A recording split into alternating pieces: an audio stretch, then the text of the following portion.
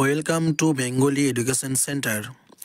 আজকের ভিডিওতে দেখব রেলওয়ে রিক্রুটমেন্ট বোর্ড অর্থাৎ আরআরবি বা ministry of railways government of India থেকে যে নতুন একটি নোটিশ প্রকাশিত হয়েছিল, যেটি হলো সাধারণত গ্রুপ ডি এর ক্ষেত্রে যে কোয়ালিফিকেশন ক্রাইটেরিয়া, সেই কোয়ালিফিকেশন ক্রাইটেরিয়ার যে রদবদল, সেই সম্পর্কে গত 2 তারিখে যে নোটিশ প্রকাশ হয়েছে, সেই 2 তারিখের নোটিশটি আজকে আমরা জেনে নেব এবং তার সঙ্গে আরও গ্রুপ ডি এর নতুন ভ্যাকেন্সি ও আবেদন কবে থেকে শুরু হচ্ছে, কত ভ্যাকেন্সি, এই সমস্ত বিষয়ে আলোচনা করব।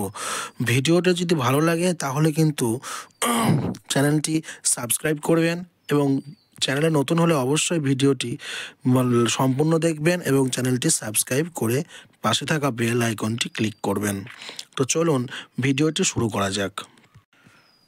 তো বন্ধুরা, আপনাদের সামনে স্ক্রিনে যে নোটিশটি বা এখানে রয়েছে সেটি হচ্ছে government of India, Bharat Sarkar, ministry of railways, rail মন্ত্রণালয় এবং রেলওয়ে বোর্ড থেকে একটি পাবলিকেশনকৃত নোটিশ, যেটি পাবলিশ হয়েছে নিউ দিল্লি থেকে 2/1/2025, অর্থাৎ আজকে 4 তারিখ, গত পরশুদিন প্রকাশিত হয়েছিল।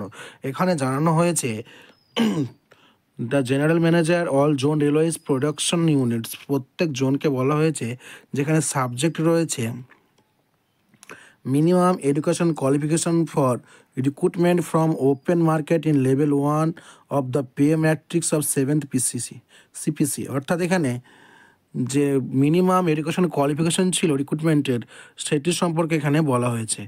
আর এখানে যদি দেখি ভালোভাবে নোটিশটি, তাহলে লক্ষ্য করলে দেখব যে এখানে দেওয়া রয়েছে যে minimum education qualification for recruitment on level 1, এখানে সেটি হচ্ছে,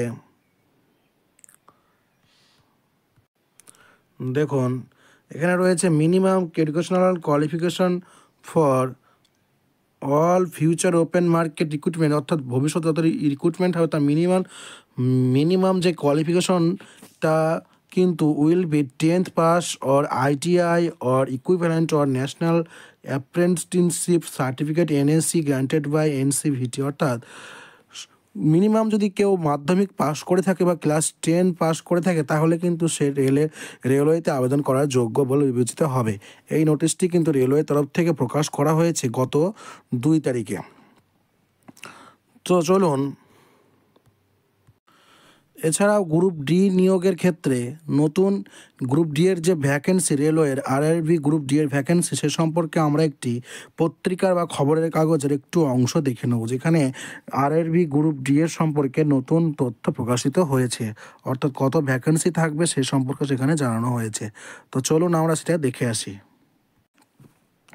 বন্ধুরা, অন স্ক্রিনে আপনাদের সামনে রয়েছে একটি পেপারের কাটিং অংশ খবরের কাগজের, যেখানে দেওয়া রয়েছে 32,000 রেলে গ্রুপ ডি, যেখানে আমরা প্রতিটি লাইন পড়ে দেখব।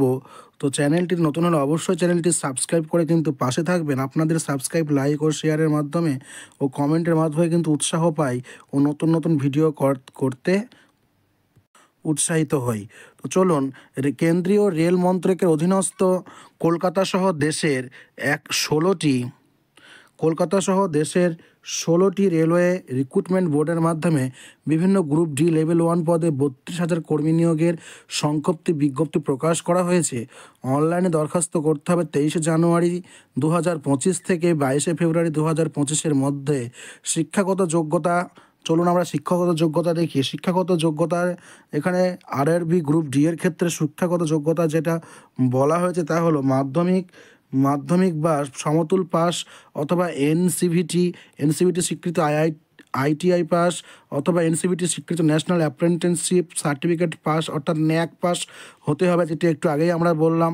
তো বয়স হতে হবে এখানে 1 জুলাই 2025 অনুযায়ী 18 থেকে 36 বছরের মধ্যে, অর্থাৎ এখানে নির্দিষ্ট আইন অনুযায়ী সংরক্ষিত শ্রেণীর প্রার্থীরা বয়সের ছাড় পাবেন। প্রয়োজনীয় মেডিকেল ফিটনেস থাকা আবশ্যক।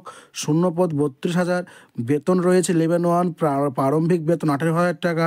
আবেদন করার পদ্ধতি, দরখাস্ত করতে হবে এরপর 4 পাতা, অর্থাৎ এরপরে অংশ 4 পাতায় রয়েছে। তো এটিই ছিল আজকের আপডেট, যেটি আরআরবি গ্রুপ ডি সম্পর্কে। চ্যানেলটিতে নতুন হলে অবশ্যই সাবস্ক্রাইব করবেন, পাশে থাকবেন ও লাইক করবেন। Thank you for watching this ভিডিওটি দেখার জন্য ধন্যবাদ।